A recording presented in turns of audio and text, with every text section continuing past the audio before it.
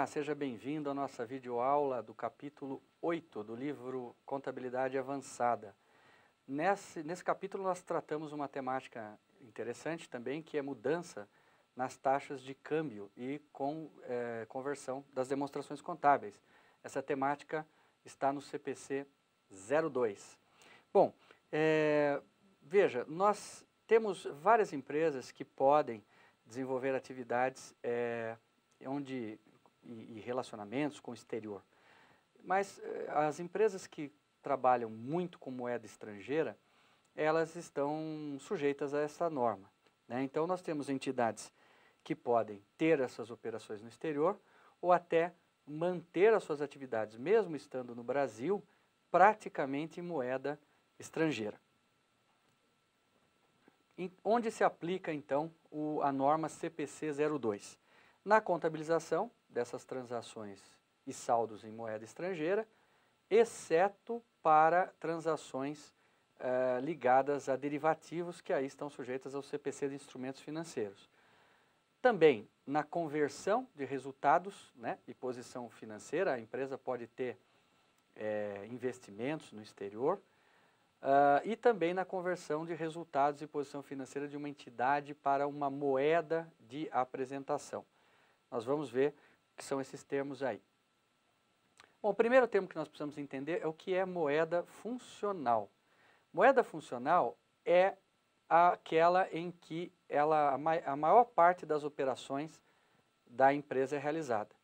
Então, se uma empresa, mesmo sendo brasileira, trabalhar muito com moeda estrangeira, e essa for a sua principal moeda, então nós damos o nome desta de moeda funcional.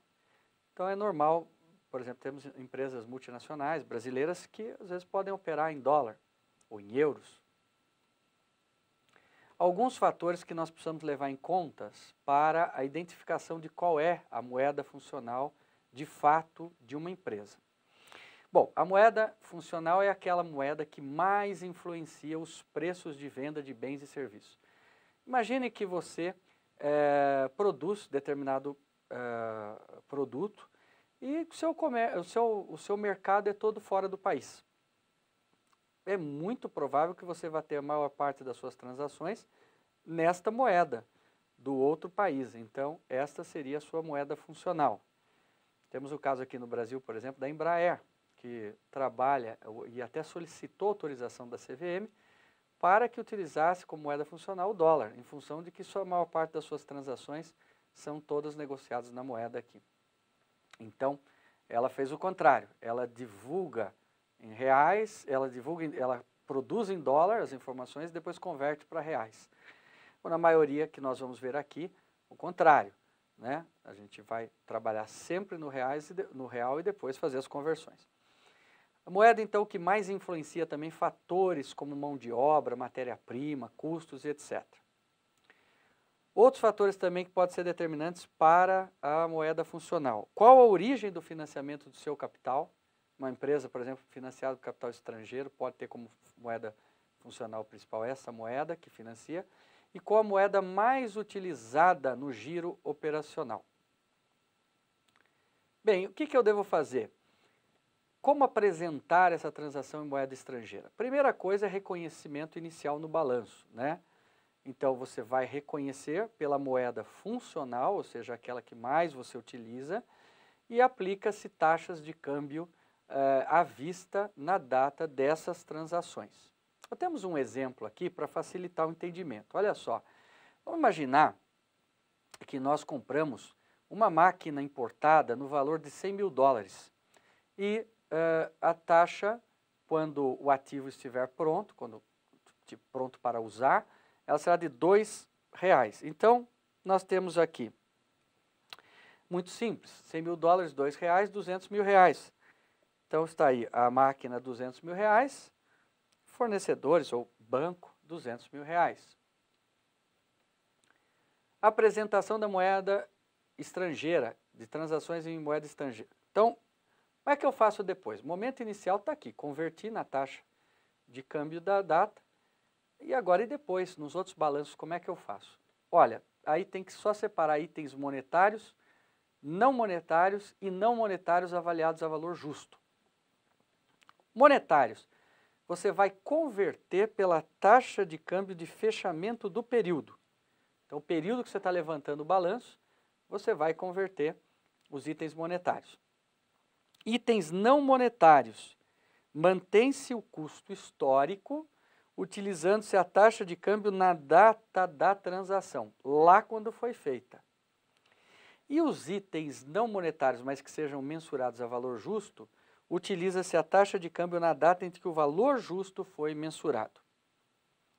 Vamos ver um exemplo disso? Olha lá, uma empresa possui em seus ativos moeda estrangeira, em espécie, dólar, 15 mil dólares em dinheiro. Mas ela também tem um imóvel que ela comprou lá no estrangeiro, no valor de 150 mil dólares. A taxa de contabilização foi a seguinte: 2,10 para moedas e 2,50 para o imóvel. Então vamos ver como é que seria a contabilidade inicial. Bom, moeda tranquilo, você vai debitar, multiplicar aqui, né? Os 15 mil dólares por 2,10, vai chegar no valor de 31.500, vai debitar as disponibilidades e vai acreditar o banco 31.500 porque você comprou a moeda. O imóvel, você vai pegar o valor de 50 mil dólares, aplicar a taxa de 2,50, que é no custo histórico, e debitou imóvel 125, creditou banco 125. Bom, e depois? Mensuração subsequente. Então vamos imaginar que a taxa do dólar, no momento que nós estamos levantando o balanço, é de 2,45. Como é que fica agora então o meu balanço? Agora nós vamos ter que converter apenas as disponibilidades. Por quê? Lembre-se que itens não monetários nós mantemos ao custo histórico. Então olha como é que fica. No momento subsequente, lembre-se que nós tínhamos aqui, vamos voltar um pouquinho, 15 mil dólares. Bom, 15 mil dólares, que dava 31.500. Agora, 15 mil dólares a 2,45, você faz essa multiplicação, tira dos 31.500, você vai descobrir que você aumentou o valor da sua moeda em 5.250. Então, o que você faz? Debita essa disponibilidade de moeda estrangeira em 5.250 e a contrapartida é a conta de ajuste e avaliação patrimonial no PL, 5.250. Dessa forma, o seu balanço ficou os 31 que você já tinha e 500 mais 5.250. Bom, e por que ajuste de avaliação patrimonial? Por que não colocar no resultado do exercício já de cara? Porque você não vendeu essa moeda, você não trocou e não sabe-se quando vai fazer. Então, pela prudência, você deve aí manter no patrimônio líquido para que depois, quando acontecer a venda, você apure se ganhou ou perdeu e aí transfira para ganho ou perda no resultado. Conversão.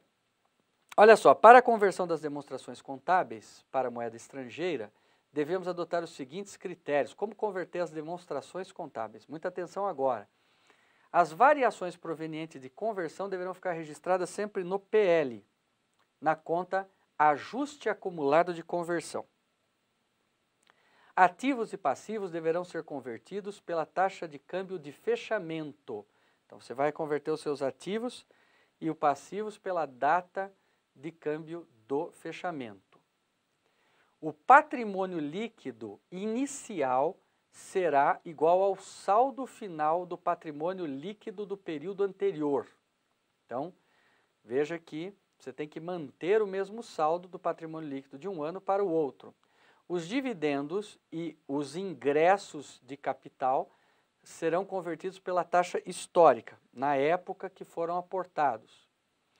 O resultado do período, lucro, prejuízo, proveniente das receitas e despesa, deve ser convertido pela taxa histórica ou pela taxa média, se puder aplicar, melhor, né? A média mensal das taxas para receitas e despesas. Bem, e assim chegamos ao final da nossa aula sobre mudança nas taxas de câmbio e conversão das demonstrações contábeis. Até a próxima!